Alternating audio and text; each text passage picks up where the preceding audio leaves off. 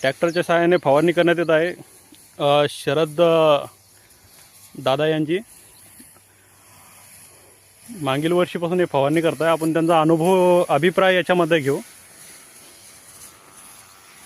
शरद भाऊ, राम राम. काय कोणकोणते औषध मारताय आपण? आळी नाशक आणि म्हणजे बेराझाईड, हां हां. प्रॅक्झर अच्छा. आणि ताबोली. आपण ही फवारणी घ्यायचं कारण काय नेमकं? सध्या आळी आणि बुरशीचा खूप प्रादुर्भाव झाला आहे ढगाळ वातावरणामुळे.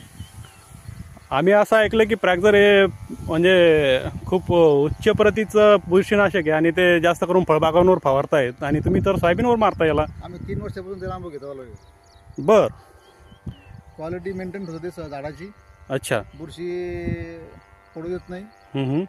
आणि जे येणारा सोयाबीनचा दाना असतो तो हा ठोसर होतो. अच्छा. हो. आणि मी असं ऐकलंय की ताबोली जे आहे फुल लागेल असले की तेव्हा फवारू नाही. पण तुम्ही ताबोली आणलंय बघा याच्यामध्ये, तर मग जे तुम्ही विचारलं होतं का याला काही दुकानदाराला वगैरे? हो हो हो, मी काळे साहेबाला विचारलं होतं. काळे साहेब कुठले? वरुडचे. कृषी सेवा केंद्र. हो हो. अच्छा अच्छा अच्छा. प्रगत कृषी सेवा केंद्र. त्यांनी साहेबाला फोन केला. ते म्हणे फुलाचं स्टेजमध्ये चालतं, काही अडचण नाही, जर वाढ होत असेल तर. अच्छा अच्छा. म्हणजे कोणत्या साहेबाला?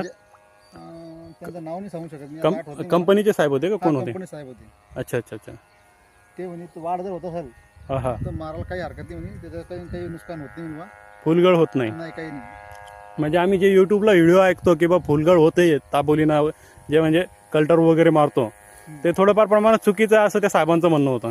हो हो, बरोबर आहे. त्यांचं म्हणणं की बा वाढ तुम्हाला थांबवायची असेल, फुलंही असली तरी तुम्ही मारू शकता. हो, मारू शकता. अच्छा अच्छा अच्छा. आणि ट्रॅक्टरने का फवारणी करताय तुम्ही? पंपाने करायला पाहिजे होती असं वाटतंय मला. असं आहे की पूर्ण दिवस घातल्यापेक्षा बा हां हां हां. तुमचं 2 घंट्यात काम उरलं, 2 ते 3 घंट्यात तुमचं काम उरलं आणि स्प्रे चांगला त्याच्यात बसतो त्याला. अच्छा. आणि जे आपल्याला टाक्या लागतात बा, हां हां. जितक्या बसा एकरी टाक्या पडतात बा, तसे पंप आपले पडू शकत नाही. अच्छा. यानं ते 6 कंपल्सरी पडतात आणि तितकं औषध ते लागतंच. पंपाने किती टाक्या पडत होत्या 4 तुमच्या? टाक्या. एकरी 4 टाक्या? हा. अरे नाही, बरोबर आहे. खूप कमी पडत होतं, कारण की कंपनीची शिफारस आहे किंवा लहान जेव्हा सोयाबीन आहे, तणनाशक आणि पहिली फवारणी तास बघू तुम्ही बरं.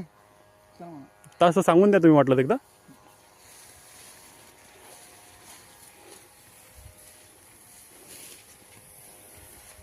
इथपर्यंत स्प्रे येईल आपल्याला.